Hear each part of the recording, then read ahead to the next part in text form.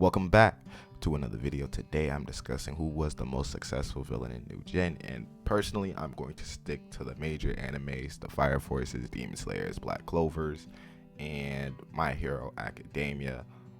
I feel like I'm missing one. I said Demon Slayer, right? Yeah, I said Demon Slayer. As well, I'm not going to discuss Attack on Titan, Fairy Tail, Seven Deadly Sins in this video because I mean it really is up for debate. If you think those animes that came out in that 2013 2014 period was part of Newgen and or not, as Naruto was ending in Newgen, or at least considered Newgen launched off from 2016 until now, and the Newgen shows are now ending, so it's launching a whole new generation of shows.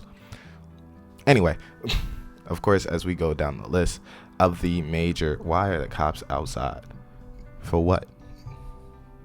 If we go down the list of the Newgen villains, of course, at least the major villains that we have been introduced to, we have Ishiki, can't count Jura, he hasn't done anything. Ishiki, Sukuna, Muzan, Lucius from Black Clover, but that's probably manga spoilers, so I probably won't include. I'll include his feats in this video, but yeah. As well as Muzan, Lucius, Sukuna. Fire Force has the Evangelist, but that's more of an organization, less of like a villain kind of person, correct? And whoever Dr. Stone got, I think they just beefing with each other. I'm not really sure who they beefing with, to be fair, so I can't even really mention Dr. Stone. I really don't watch that anime, so I'll narrowing it down to Muzan. What is happening outside my house? I'll narrow it down to Muzan, Sukuna, Lucius. Oh, All for One maybe. I mean, if we want to go, well, I'm going to talk about All for One first.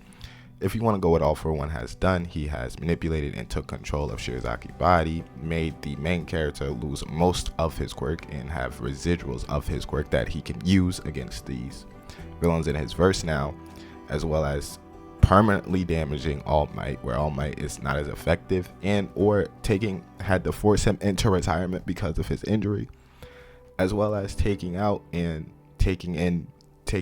multiple heroes' quirks, or taking out multiple people's quirks to make him more dangerous and more active. But of course, he really doesn't have feats. He lets the organization mostly handle everything. And if you want to say, okay, but Shirazaki was the last villain, he was taken over by All for One. Come on now. Anyway, of course, Stars and Stripes inevitably did die, so I guess that was a big hurt. I'm trying to think if any of the main cast died. Bakugo somewhat died, but he eventually came back, so he really doesn't have that kill count. Nor is All Might dead, so at least not to my knowledge. So yeah, I mean, he really doesn't do much. A lot of people do suffer. You know, a lot of people see Deku as a villain, calls to him a Nomu, so he made, you know, the world turn their back on Deku. So yeah, right. But he doesn't have a kill count, nor did his plan ever come to success. Just ended up brainless and straight into prison, unless he's dead. Then he's dead. Then if you want to go on Sukuna went on a generational run. Now, of course, this is going to include manga spoilers, as it will take a minute for the anime to catch up with the manga. My fault.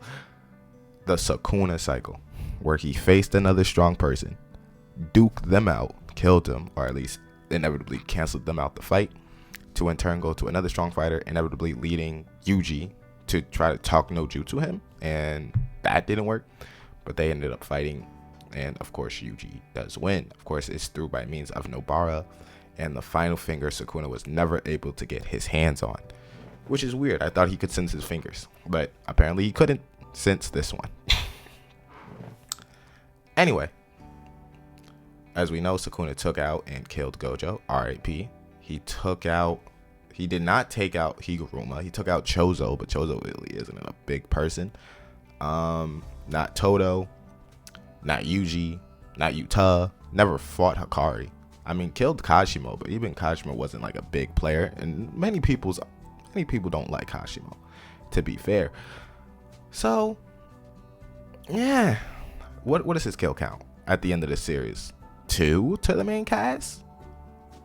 Then let's jump to Lucius. Lucius is a straight menace. Lucius, of course, has been hiding and planning inside of Julius, using all of his dead former captain members and potential Wizard King candidates, as we see Noelle's mother, as we see Nox's brother, multiple magic captains or almost magic captain level people, paladins, as he uses the war and tries to transform the world into his image.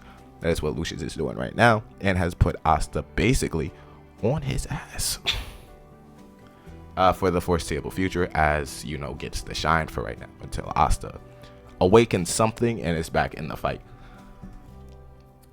Now, Muzan. Muzan, of course, in the Demon Slayer series has been around for multiple generations. The thing is, he was inevitably a stupid villain.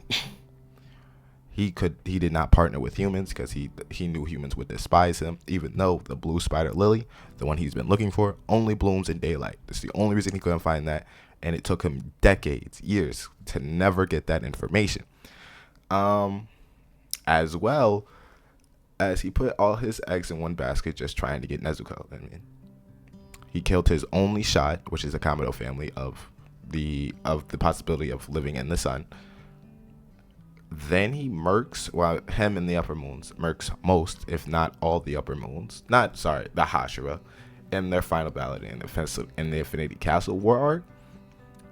But even then, the main characters still survived. Of course, we lose some fan favorites, but granted, we don't really spend that much time with the Hashira anyway to consider them part of the main cast. They're powerful, we love them, but we don't spend a lot of time with them.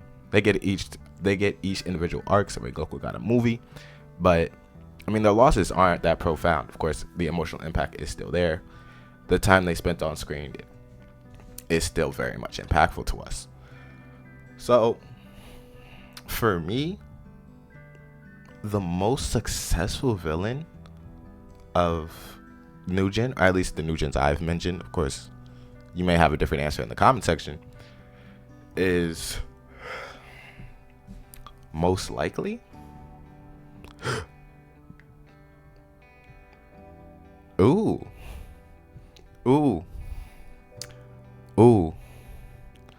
I'm gonna say Lucius for right now. Right now, Lucius has killed one of the main magic captains in Jack. There seems to be nothing stopping him. He can manipulate time to whatever he wants to imagine. Right now, he is the conclusion of all the magic within him.